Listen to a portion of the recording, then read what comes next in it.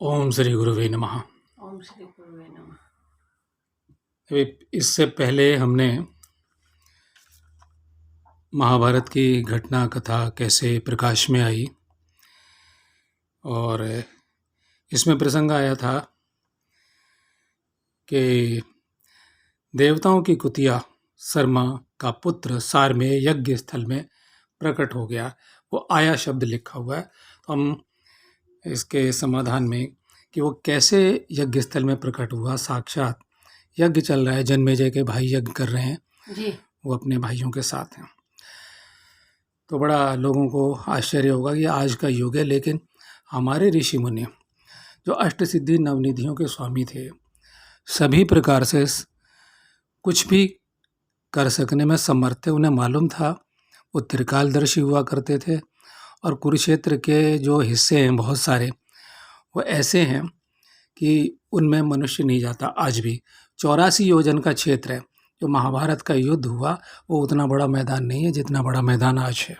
जी तो जिस स्थल पे यज्ञ हुआ, वो यज्ञ, वो ऋषि जो आने वाले थे, जिस स्थान पे जन्मेजय का सर्प होगा, सर्प यज्ञ होगा आने वाले समय में, ये उससे पूर्व की घटना है कि जन्मेजय अपने भाइयों के साथ में यज्ञ कर रहे हैं।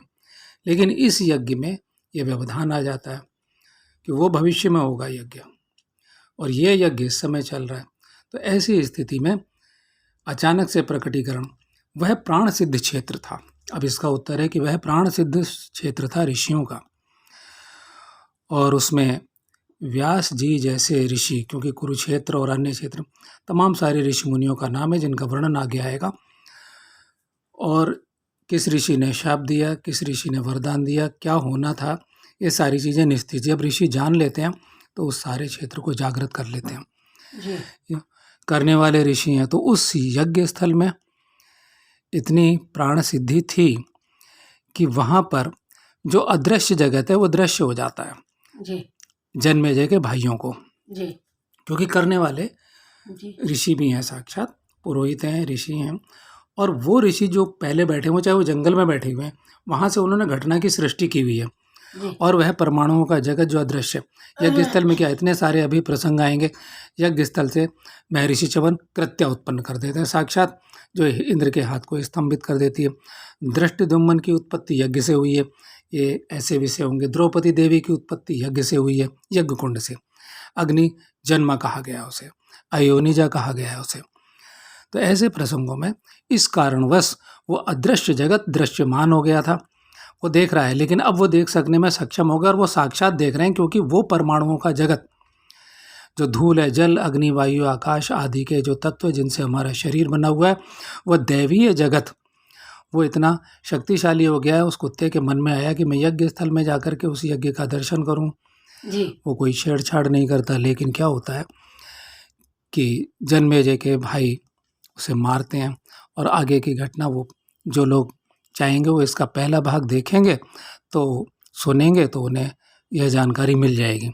तो पहला प्रश्न हमारा पूर्ण हुआ कि वह त्रिकालदर्शी ऋषियों ने जो उस यज्ञ में शामिल होने वाले हैं आगे, तो उस घटना को प्रत्यक्ष करने हेतु वो सारा स्थल चैतन्य कर दिया गया था। जी इस कारणवश जो अदृश्य जगत है वो पंच तत्वों का, जिनका हमारा शरीर बना हुआ, उन शरीर का सहारा लेकर के वो सारमेय नाम का, शर्मा का पुत्र, देवताओं की कुतिया शर्मा का पुत्र सारमेय, पूरा का पूरा वो प्रत्यक्ष हो जाता है, और ये घटना घटित हो जाती है। यहाँ हम इस उत्तर को पूर्ण करते हैं। जी दूसरी चीज, दूसरा प्रश्न है हमारा, महर्षि श्रुत सर्वा के पुत्र सोम सर्वा सर्पणी के गर्भ से कैसे पैदा हुए। तो वो हम ये कहेंगे कि आज के टाइम में भी ये तो नर्सरी में बच्चे पैदा होते हैं, कैसे वो जो माँ के पेट से पहले निकाल लिए जाते हैं, जी तो उन्हें अपनी आयु पूर्ण करने के लिए, स्वास्थ्य प्राप्ति तक के लिए, जब वो स्वस्थ हो जाते हैं तो माता पिता को सौंप दिए जाते हैं। अब दूसरी चीज, टेस्टी बेबी, हाँ वो अभी दूसरे के शरीर में अगर स्त्री का तत्व और पुरुष का अंश वीर्यांश और स्त्री का रजांश निकाल करके और उसे अभिसिंचित कर दिया जाता है तो उसे सरोगेट मदर कहते हैं, यानी किराए की माँ कहते हैं। तो वो तो स्त्री हुई, ये कोई आश्चर्य की बात नहीं। लेकिन क्या होता है कि ये बच्चे जब टेस्ट ट्यूब बेबी पैदा होते हैं तो दुनिया में आश्चर्य होता है। क्या हो रहा है? तो दुनिया में आश्चर्य होता है। अब कोई आश्चर्य नहीं करता टेस्ट ट्यूब बेबी पे, क्योंकि ये चलन में आ गया। हम बाजार से दाल लाते हैं, हम राजमा लाते हैं, हम साबुत मूंग की दाल लाते हैं, जी साबुत मसूर लाते हैं। थोड़े दिन बाद उसमें उसी रंग के उड़ने वाले जीव पैदा हो जाते हैं, पंख फड़फड़ाते हैं, उड़ते हैं। कोई नहीं पूछता ये क्यों, अभी तक तो थे नहीं, कहाँ हो गए? तो फिर जीव विज्ञान जवाब देगा। जीव विज्ञान जवाब देता है कि ऐसा इसलिए हुआ। लेकिन मैं पूछता हूँ ऐसा इसलिए ही क्यों हुआ? वो आत्माएं हैं, जागृत आत्माएं, चलती फिरती, थोड़ी देर में चाहे मर जाए, उनका भी जीवन है कुछ घंटे का, तब तक वो मर नहीं जाते। तो लेकिन कोई नहीं पूछता।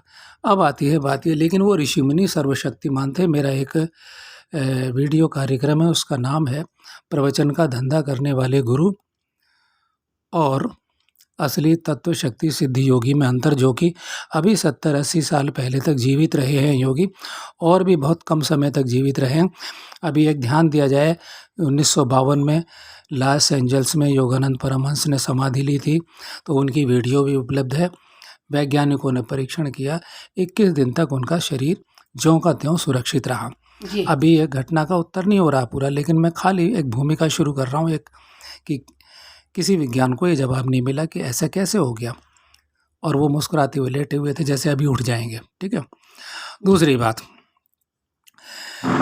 तो परमहंस जी ने और परकाया प्रवेश भी किया था। द्वितीय विश्व युद्ध की घटना वो देखना चाहते थे, और उन्होंने एक पानी के जहाज पर जो नौसेना अधिकारी था, सैन्य अधिकारी था, जल सेना का, उसके शरीर में प्रवेश किया। उन्हें गोली लगती आ जाते हैं। तो ये साधारण बातें। लेकिन अब ये कि सर्पणी के गर्भ से कैसा पैदा हो गए हो, तो इसलिए उनका वीर्य। अब दूसरी बात, अभी हम बाबा विशुद्धानंद परमहंस को याद करेंगे। इसलिए याद करेंगे कि 1937 में उन्होंने अभी समाधि ली है, ज़्यादा दिन नहीं हुए, और उनकी योग शक्तियों का वर्णन अपरंपार है। उनकी तमाम सारी चीज़ें यहाँ रखी हुई हैं। बाबा मृत्यु के बाद भी अनेक बार सशरीर प्रकट हुए हैं अपने भक्तों के पास, और उन्होंने, अब कटी हुई उंगली, एक कटी हुई उंगली थी लड़की की, वो यूँ, सर्जरी से तो आज हाथ भी जोड़ देते हैं डॉक्टर, क्योंकि सुश्रुत संहिता में लिखा हुआ है। तो वो सारे औजार आज भी हैं, और हमारा विज्ञान वहाँ पहुँच गया है कि अंगों को कटे हुए को जोड़ते हैं। लेकिन नया अंग उत्पन्न हो जाना, उंगली कटी हुई थी और वो जैसे कोशिकाएं बढ़ी हैं और बढ़ते हुए उंगली पूरी हो गई। बाबा ने ऐसा कर दिया, आधे शरीर को एक लकड़ी का टुकड़ा लिया, उसके परमाणु बदल दिए सूर्य विज्ञान के कारण, और सूर्य विज्ञान में, यानी कि सूर्य विज्ञान, जल विज्ञान, वायु विज्ञान, इस आकाश मंडल से तत्वों को लिया, और तत्वों को लेकर के परिवर्तित वो लकड़ी का टुकड़ा आज भी विशुद्धानंद कानन की प्रयोगशाला में जो बाबा की थी उसमें रखा हुआ है। और उन्होंने कितने सारे, जो, क्योंकि सबसे बड़ी बात है कि संपूर्णानंद संस्कृत विश्वविद्यालय के पंडित महामहोपाध्याय पंडित गोपीनाथ कविराज जी जैसे व्यक्ति उनके शिष्य थे, जिन्हें पद्म विभूषण की उपाधि मिली हुई थी।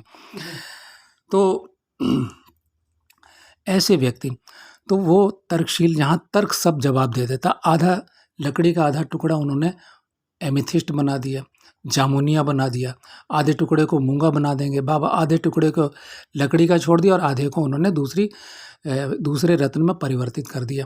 तो ऐसे अनेक प्रकार, आग्नेय अस्त्र का प्रदर्शन किया, बहुत सारी चीज़ें। तो जो इतना कर सकता है, तो वो ऋषि मुनि, तो ये बाबा तो अब क्या, वो तो सर्वशक्तिमान ऋषि मुनि थे। तो योग बल से उन्होंने सर्पणी के शरीर में, वो अगर मान लो उनकी आंतों में, सर्पणी की आंतों में, तो सर्पणी की आंतों से, और वो सर्पणी के घर में योग बल से वो सारी चीज़ें पार करके वहाँ पहुँच जाएंगी, प्रतिस्थापित कर दी वो। जब प्रतिस्थापित कर दी, और उसे, क्योंकि सर्पणी के गर्भ से तो सर्पणी के बच्चे ही पैदा होंगे, सर्प के उससे सर्प ही पैदा होगा। लेकिन क्योंकि मनुष्य पैदा करना ये कोई असंभव बात उनके लिए नहीं है। आगे अनेक प्रसंगों में इसका और राज खुलेगा कि इससे भी विलक्षण रहस्य हैं, वो रहस्य हम बोलेंगे। अब जिसे यकीन करना है वो करेगा, जो श्रद्धालु। हम मेरी श्रद्धा की बात नहीं, क्योंकि अभी तक मैंने कई नाम लिए हैं। योगी, ये उत्तर प्रदेश के जो मुख्यमंत्री हैं बाबा योगी आदित्यनाथ जी, इनके दादा गुरु के भी दादा गुरु जो योगी थे, योगी राज को प्रणाम करते हुए कि योगी गंभीर नाथ जी, वो ऐसे अनेक प्रकार कुछ भी कर सकते थे और उन्होंने मुर्दों को जिंदा कर दिया, परिवर्तन किया, कहीं भी प्रकट हो जाते थे, स्मरण मात्र से प्रकट हो जाने वाले ऋषियों की तरह से। नहीं है अंग किसी के शरीर में, कैंसर हो गया, उन्होंने कहा कि चलो दूसरा हो जाए। अरे इतना तो योगी राज ने किया था। अभी श्यामचरण लाहिड़ी जी ने कहा, युक्तेश्वर तुम बहुत दुबले हो, ये किस पन्ने पर, कौन से नंबर पेज पर, कौन सी लाइनें हैं, आगे कभी प्रसंग आएगा तो मैं बताऊंगा। और उन्होंने दृष्टि मात्र से उनका 25 किलो वजन बढ़ा दिया, शरीर भर गया और वो जीवन भर स्थायी रहा। तो ये रहा, उन्होंने योग बल से उसका वो किया। 2 उदाहरण, अभी दिल्ली के हॉस्पिटल का नाम नहीं लिखा हुआ था कि पुरुष की आंतों में जैसे कि अपेंडिक्स हो जाता है, आंत फूल जाती है, उसमें जो है वीर्य का अभिसिंचन किया, भी वीर्य प्रस्थापित करके उन्होंने बच्चा पैदा करने की, वो कहते हैं कि बच्चा सफल रहा। तो वो उसने हिंट अखबार ने, हंट डेली न्यूज़ ने कहा कि हम इस खबर की पुष्टि इसलिए नहीं कर रहे हैं कि अस्पताल का नाम नहीं लिखा है, लेकिन ऐसी घटनाएं, चाइनीज बच्चा डिस्कवरी चैनल, एक पुरुष के शरीर से बच्चा पैदा करने में आंतों के द्वारा सफलता प्राप्त की, ये डिस्कवरी चैनल पे हमने एक वीडियो देखा था और मिल जाएगा, जो ढूंढेगा मिल जाएगा। जी ठीक है, इस तरह के जी प्रयोग चल रहे हैं। दूसरी बात, और ये कोई अगर और भी आगे कभी पैदा कर लिया जाए, बहुत सारे प्रयोग चल रहे। तो राजा मानधाता जो है वो पुरुष से ही पैदा हुए थे, कोक फाड़ करके उदय हुए थे, जल मंत्र जल से अभिमंत्रित। तो ऐसी बहुत सारी घटनाएं, लेकिन एकमात्र इसका संक्षिप्त उत्तर है क्या, कि योग बल से उन्होंने अपने उस वीर्य को वो सर्पणी के आंतों से पान कर लिया। पान किया तो कहाँ जाएगा, हमारा भोजन कहाँ जाता है, आंतों में, तो सर्पणी का में भोजन जाता है। पेट में जाएगा, पेट से आंतों में जाएगा, आंतों से जी। उन्होंने उसके गर्भाशय में स्थित कर दिया, और वहाँ जो मनुष्य के रूप में वो प्रकट हों, वो सारी सुविधा जो एक स्त्री के शरीर में या जो टेस्ट ट्यूब बेबी पैदा होते हैं, जो वातावरण उसे चाहिए, जो विद्या बुद्धि ज्ञान चाहिए, वो सारा का सारा तेज अपना, क्योंकि उनका तेज है, उनका अंश है, और उनकी वो एक प्रयोगशाला, उनका गर्भ, मेरी दृष्टि में, शास्त्र की दृष्टि में छोड़ो, वो तो है ही है। मैं वो बोल रहा हूँ जो शास्त्रों ने कहा है। मैं गुरुदेव को प्रणाम करते हुए अपने कह रहा हूँ, क्योंकि मुझे ही जो चेतना आ रही है, वो सर्पणी का गर्भ क्या है, वो उनकी प्रयोगशाला है। क्योंकि सारे ऋषि का मतलब ही होता है वैज्ञानिक, वो खोजी हैं, प्राचीन ऋषि हैं वो, जी जो मानव कल्याण के लिए विभिन्न प्रकार के प्रयोग करते हैं। और नहीं ज़रूरत है कि वो किसी स्त्री से संसर्ग करें या मिलन करें या संभोग करें कि चलो वो हो गया। अब ये अगला प्रश्न कि वो गर्भ में उन्हें वो वातावरण दिया, और जो ऋषि का संपूर्ण तेज है, तो वो बहुत तेजस्वी पुरुष, वो उत्पन्न हुआ। उनका नाम था सोमश्रवा, उनसे उत्पन्न हो गए, जिनका वर्णन है। तीसरा एक प्रश्न और, जिसका उत्तर देंगे हम।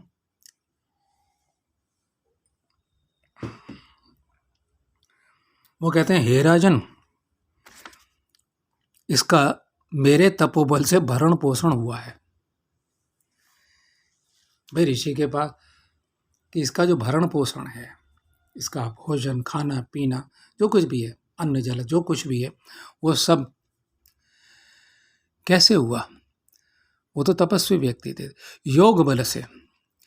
अब इसका एक छोटा सा उदाहरण, आज तक पे कोई आदमी अगर वीडियो ढूंढेगा तो उन्होंने एक प्रयोग किया अभी आज तक वालों ने। उत्तरकाशी में कोई महात्मा जी थे और उनके शरीर में सारे वो यंत्र फिट कर दिए और सीसीटीवी कैमरे लगा दिए, हर क्षण की खबर बाहर आ रही है, कमरा बंद कर दिया गया, सारे कमरे की तलाशी ले ली, कहीं कोई खाने की सामग्री नहीं है, और वो कई दिन तक बिना खाए पिए, उनका ना ग्लूकोज शरीर का गिरता है, ना शरीर में कोई कमी आती है। हमारी योग विद्या में खेचरी मुद्रा है, जो आदमी खेचरी मुद्रा सिद्ध कर लेता है, भूख प्यास नहीं प्राप्त होती उसे, जी लगेगी नहीं, भूख प्यास जी नहीं लगती, भूख प्यास से वो मुक्त हो जाता है। ठीक इसी प्रकार से तो